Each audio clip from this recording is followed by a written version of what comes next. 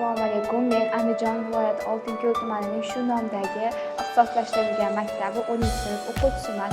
Bugun men Bilim va malakalar agentligi tomonidan tashkil etilgan Ona tili va adabiyot milliy sertifikati imtihonlariga keldim. Bu imtihon jarayoniga kelganimda menga yoqqan taraflari shart-sharoitlar yaxshiligi va odilona va haqqoniy tarzda o'tkazilganligi bo'ldi.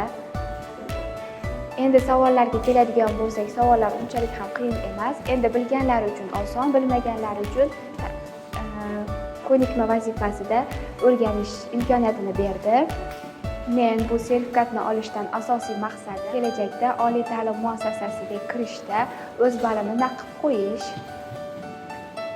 Shu qatorida o'zim tengi bilimga chanqoq yoshlarga va yangi hayot ostonasiga qadam qo'yayotgan abituriyentlarga hamda o'z bilim va ko'nikmalarini yanada mustahkamlashga, o'quvchilarga yaxshiroq bilim berishga harakat qilayotgan barcha o'qituvchilarga omad va zafarlar tilab qolaman.